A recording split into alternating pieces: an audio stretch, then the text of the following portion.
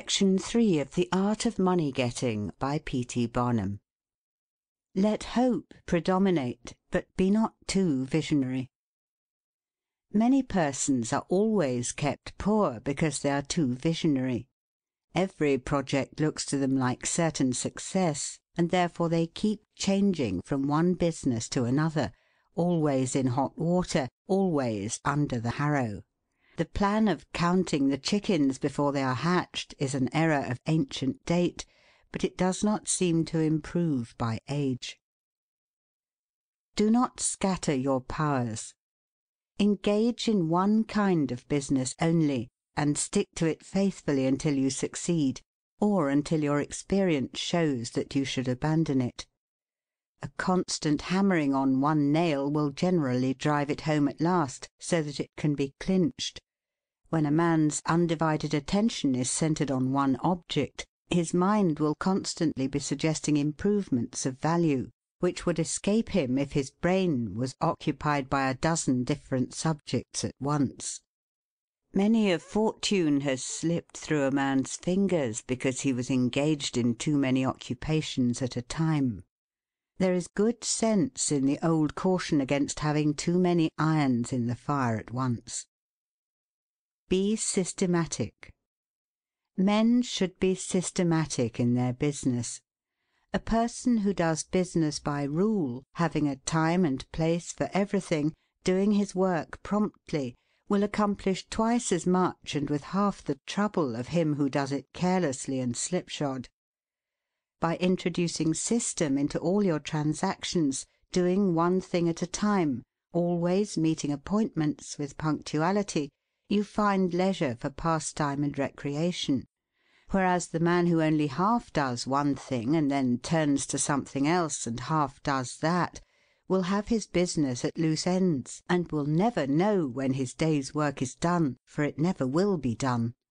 Of course there is a limit to all these rules. We must try to preserve the happy medium, for there is such a thing as being too systematic. There are men and women, for instance, who put away things so carefully that they can never find them again. It is too much like the red tape formality at Washington and Mr. Dickens' Circumlocution Office, all theory and no result. When the Astor House was first started in New York City, it was undoubtedly the best hotel in the country.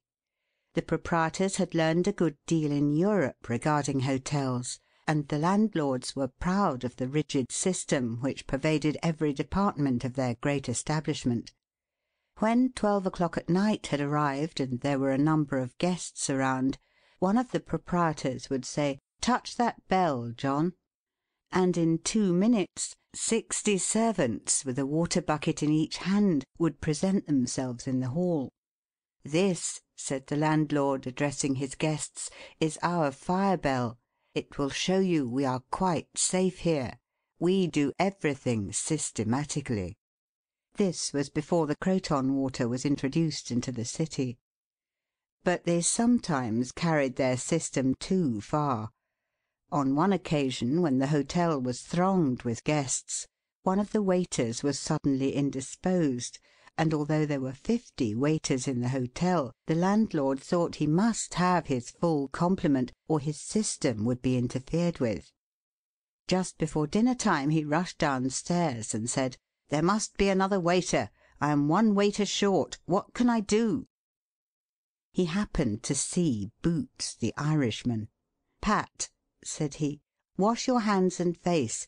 Take that white apron and come into the dining room in 5 minutes."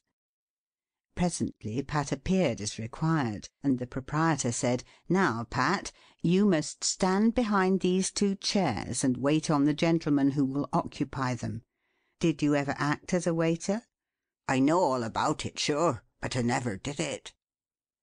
Like the Irish pilot, on one occasion when the captain, thinking he was considerably out of his course, asked, "Are you certain you understand what you are doing?" Pat replied, "Sure, and I knows every rock in the channel." That moment, bang thumped the vessel against a rock. "Ah, bejabers, and that is one of 'em," continued the pilot. But to return to the dining room. Pat," said the landlord, "here we do everything systematically. You must first give the gentlemen each a plate of soup, and when they've finished that, ask them what they will have next." Pat replied, "Ah, and I understand perfectly the virtues of system." Very soon in came the guests. The plates of soup were placed before them. One of Pat's two gentlemen ate his soup. The other did not care for it. He said, "Waiter, take this plate away and bring me some fish." Pat looked at the untasted plate of soup, and remembering the injunctions of the landlord in regard to system, replied, "Not till ye have ate your soup." Of course that was carrying system entirely too far. Read the newspapers. Always take a trustworthy newspaper, and thus keep thoroughly posted in regard to the transactions of the world. He who is without a newspaper is cut off from his species. In these days of telegraphs and steam, many important inventions and improvements in every branch of trade are being made, and he who don't consult the newspapers will soon find himself and his business left out in the cold. Beware of outside operations. We sometimes see men who have obtained fortunes suddenly become poor. In many cases this arises from intemperance, and often from gaming and other bad habits. Frequently it occurs because a man has been engaged in outside operations of some sort. When he gets rich in his legitimate business, he is told of a grand speculation where he can make a score of thousands.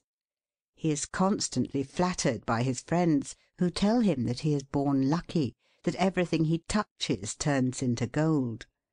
Now, if he forgets that his economical habits, his rectitude of conduct, and a personal attention to a business which he understood caused his success in life, he will listen to the siren voices. He says, "I will put in $20,000. I have been lucky, and my good luck will soon bring me back $60,000. A few days elapse, and it is discovered he must put in $10,000 more. Soon after he is told it is all right, but certain matters not foreseen require an advance of $20,000 more, which will bring him a rich harvest. But before the time comes around to realize, the bubble bursts, he loses all he is possessed of, and then he learns what he ought to have known at the first, that however successful a man may be in his own business, if he turns from that and engages in a business which he don't understand, he is like Samson when shorn of his locks. His strength has departed, and he becomes like other men. If a man has plenty of money, he ought to invest something in everything that appears to promise success, and that will probably benefit mankind. But let the sums thus invested be moderate in amount, and never let a man foolishly jeopardize a fortune that he has earned in a legitimate way by investing it in things in which he has had no experience. Don't endorse without security. I hold that no man ought ever to endorse a note or become security for any man, be it his father or brother, to a greater extent than he can afford to lose and care nothing about, without taking good security. Here is a man that is worth $20,000. He is doing a thriving manufacturing or mercantile trade. You are retired and living on your money. He comes to you and says, "You are aware that I am worth $20,000 and don't owe a dollar. If I had $5,000 in cash, I could purchase a particular lot of goods and double my money in a couple of months. Will you endorse my note for that amount?" You reflect that he is worth $20,000, and you incur no risk by endorsing his note. You like to accommodate him, and you lend your name without taking the precaution of getting security. Shortly after, he shows you the note with your endorsement cancelled, and tells you, probably truly, that he made the profit that he expected by the operation. You reflect that you have done a good action, and the thought makes you feel happy. By and by the same thing occurs again, and you do it again. You have already fixed the impression in your mind that it is perfectly safe to endorse his notes without security. But the trouble is, this man is getting money too easily. He has only to take your note to the bank, get it discounted, and take the cash. He gets money for the time being without effort, without inconvenience to himself. Now mark the result. He sees a chance for speculation outside of his business. A temporary investment of only $10,000 is required. It is sure to come back before a note at the bank would be due. He places a note for that amount before you. You sign it almost mechanically. Being firmly convinced that your friend is responsible and trustworthy, you endorse his notes as a matter of course. Unfortunately, the speculation does not come to a head quite so soon as was expected, and another $10,000 note must be discounted to take up the last one when due. Before this note matures, the speculation has proved an utter failure, and all the money is lost. Does the loser tell his friend, the endorser, that he has lost half of his fortune? Not at all. He don't even mention that he has speculated at all. But he has got excited. The spirit of speculation has seized him. He sees others making large sums in this way. We seldom hear of the losers. And like other speculators, he looks for his money where he loses it. He tries again. Endorsing notes has become chronic with you, and at every loss he gets your signature for whatever amount he wants. Finally, you discover your friend has lost all of his property and all of yours. You are overwhelmed with astonishment and grief, and you say, "It is a hard thing. My friend here has ruined me." But you should add, "I have also ruined him." If you had said in the first place, "I will accommodate you, but I never endorse without taking ample security," he could not have gone beyond the length of his tether, and he would never have been tempted away from his legitimate business. It is a very dangerous thing, therefore, at any time, to let people get possession of money too easily. It tempts them to hazardous speculations, if nothing more. Solomon truly said, "He that hateth suretyship is sure." So with the young man starting in business. Let him understand the value of money by earning it. When he does understand its value, then grease the wheels a little in helping him to start business. But remember, men who get money with too great facility cannot usually succeed. You must get the first dollars by hard knocks and at some sacrifice in order to appreciate the value of those dollars. Advertise your business. We all depend, more or less, upon the public for our support. We all trade with the public: lawyers, doctors, shoemakers, artists, blacksmiths, showmen, opera singers, railroad presidents, and college professors. Those who deal with the public must be careful that their goods are valuable, that they are genuine and will give satisfaction. When you get an article which you know is going to please your customers, and that when they have tried it they will feel they have got their money's worth, then let the fact be known that you have got it.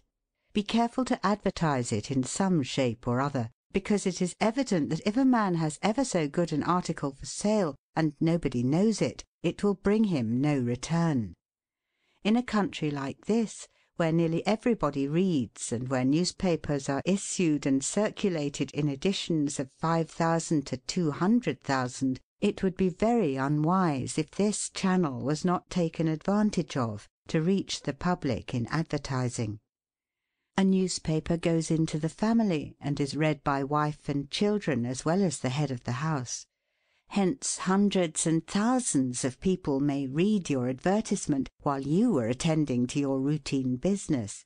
Many, perhaps, read it while you are asleep. The whole philosophy of life is first sow, then reap. That is the way the farmer does. He plants his potatoes and corn and sows his grain, and then goes about something else, and the time comes when he reaps. But he never reaps first and sows afterwards. This principle applies to all kinds of business, and to nothing more eminently than to advertising. If a man has a genuine article, there is no way in which he can reap more advantageously than by sowing to the public in this way.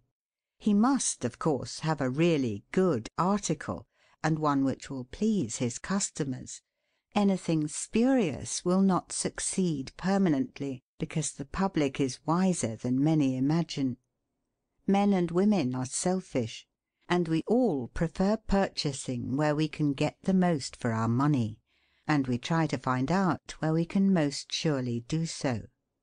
You may advertise a spurious article and induce many people to call and buy it once, but they will denounce you as an impostor and swindler, and your business will gradually die out and leave you poor. This is right. Few people can safely depend upon chance custom. You all need to have your customers return and purchase again. A man said to me, "I have tried advertising and did not succeed, yet I have a good article." I replied, "My friend, there may be exceptions to a general rule, but how do you advertise?" "I put it in a weekly newspaper 3 times, and paid $1.50 for it." I replied, "Sir, advertising is like learning. A little is a dangerous thing." A French writer says that "the reader of a newspaper does not see the first insertion of an ordinary advertisement.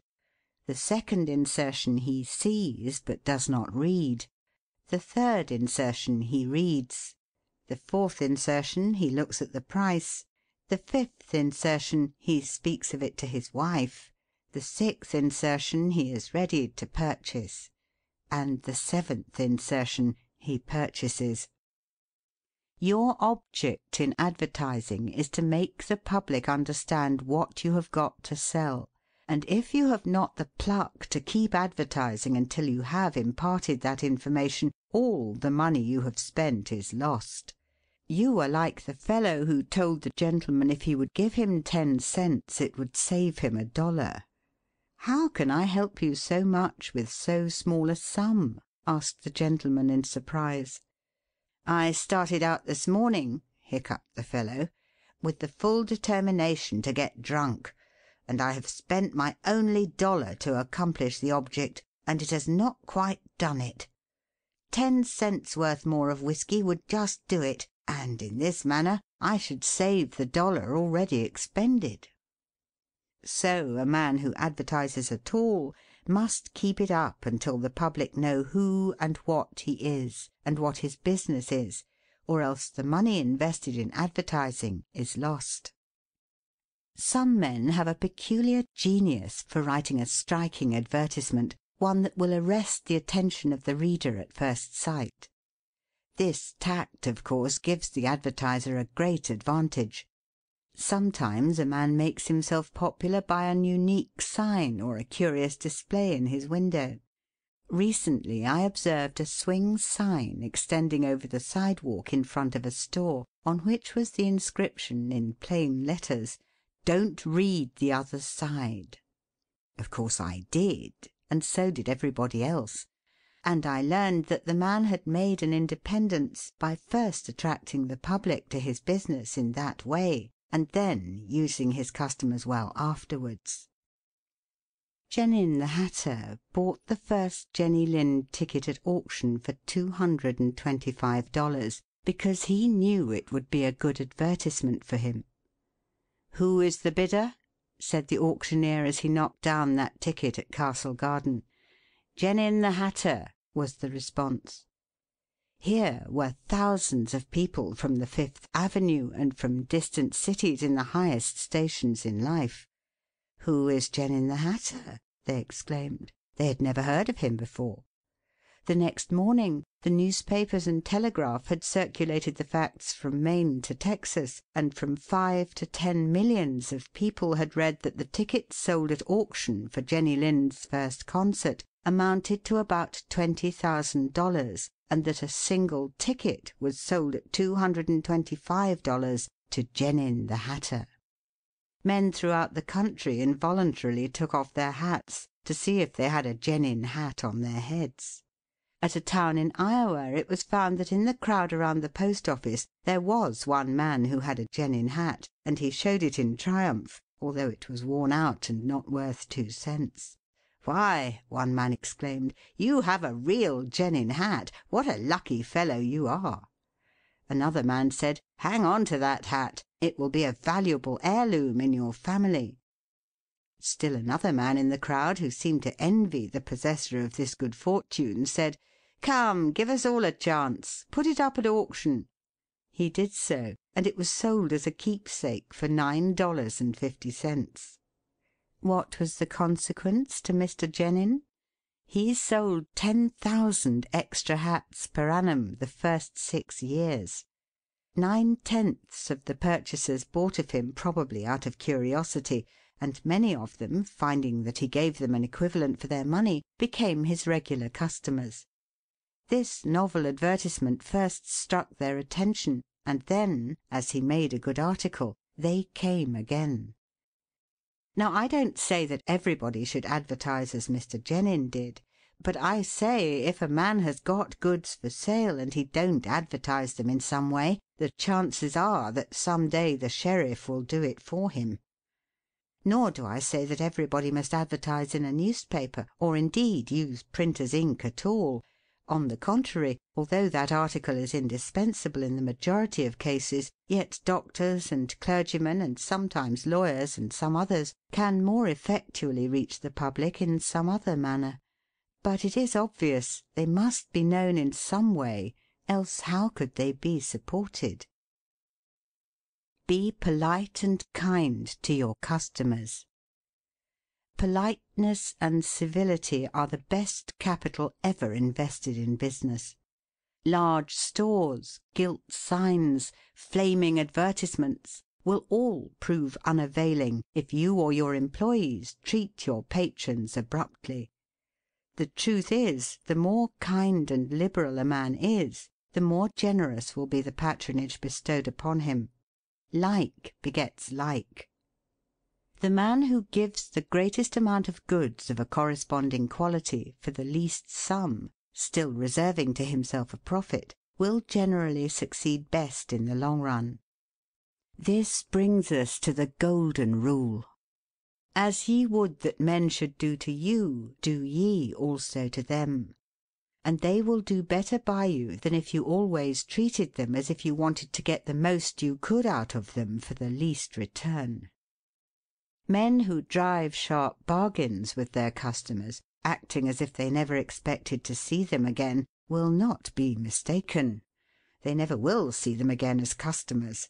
People don't like to pay and get kicked also. One of the ushers in my museum once told me he intended to whip a man who was in the lecture room as soon as he came out. "What for?" I inquired. "Because he said I was no gentleman," replied the usher. "Never mind," I replied. "He pays for that, and you will not convince him you are a gentleman by whipping him. I cannot afford to lose a customer. If you whip him, he will never visit the museum again, and he will induce friends to go with him to other places of amusement instead of this, and thus, you see, I should be a serious loser." "But he insulted me," muttered the usher. "Exactly," I replied. "And if he owned the museum, and you had paid him for the privilege of visiting it, and he had then insulted you, there might be some reason in your resenting it. But in this instance he is the man who pays, while we receive, and you must therefore put up with his bad manners." My usher laughingly remarked that this was undoubtedly the true policy, but he added that he should not object to an increase of salary if he was expected to be abused in order to promote my interests. Be charitable. Of course, men should be charitable, because it is a duty and a pleasure.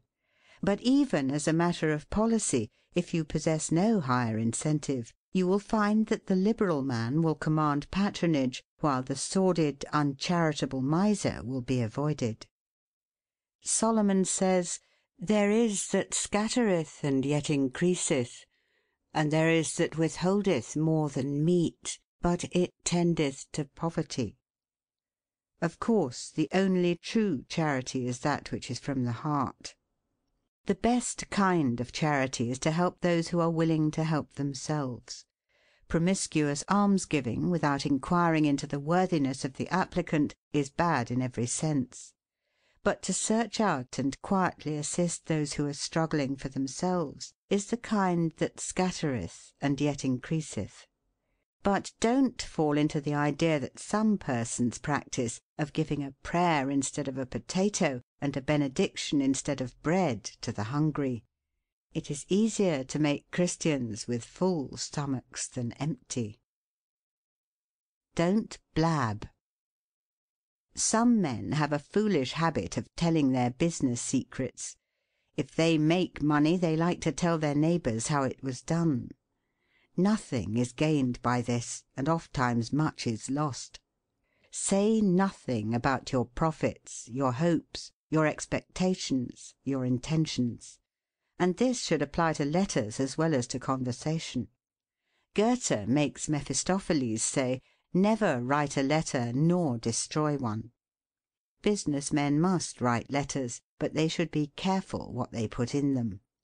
If you are losing money, be specially cautious and not tell of it, or you will lose your reputation. Preserve your integrity.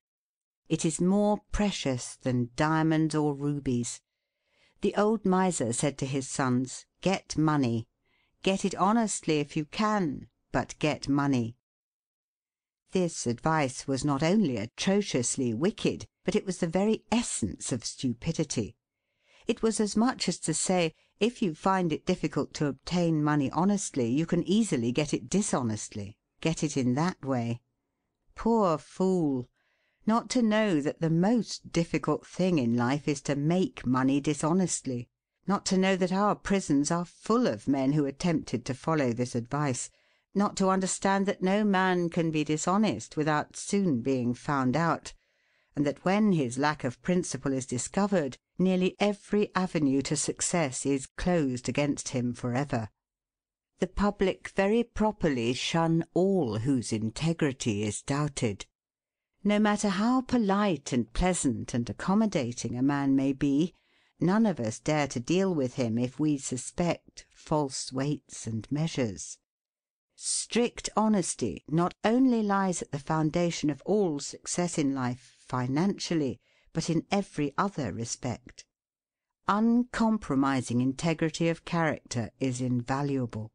It secures to its possessor a peace and joy which cannot be attained without it, which no amount of money, or houses and lands, can purchase.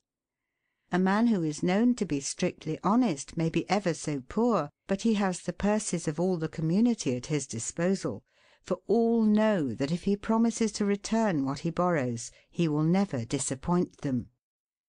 As a mere matter of selfishness, therefore, if a man had no higher motive for being honest, all will find that the maxim of Dr. Franklin can never fail to be true, that honesty is the best policy. To get rich is not always equivalent to being successful. There are many rich poor men, while there are many others, honest and devout men and women, who have never possessed so much money as some rich persons squander in a week, but who are nevertheless really richer and happier than any man can ever be while he is a transgressor of the higher laws of his being.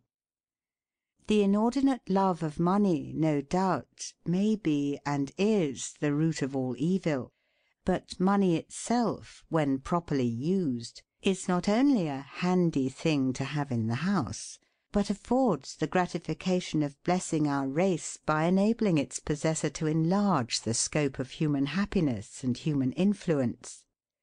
The desire for wealth is nearly universal, and none can say it is not laudable, provided the possessor of it accepts its responsibilities and uses it as a friend to humanity. The history of money-getting, which is commerce, is a history of civilization, and wherever trade has flourished most, there too have art and science produced the noblest fruits. In fact, as a general thing, money-getters are the benefactors of our race.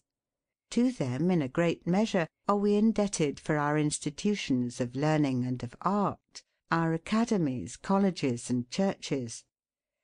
It is no argument against the desire for, or the possession of wealth, to say that there are sometimes misers who hoard money only for the sake of hoarding, and who have no higher aspiration than to grasp everything which comes within their reach. As we have sometimes hypocrites in religion and demagogues in politics, so there are occasionally misers among money-getters. These, however, are only exceptions to the general rule. But when, in this country, we find such a nuisance and stumbling block as a miser, we remember with gratitude that in America we have no laws of primogeniture, and that in the due course of nature the time will come when the hoarded dust will be scattered for the benefit of mankind.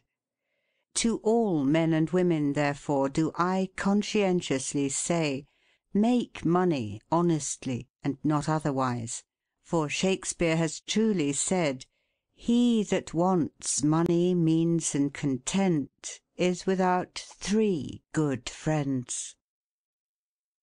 End of The Art of Money Getting, or Golden Rules for Making Money, by P. T. Barnum. Read by Ruth Golding.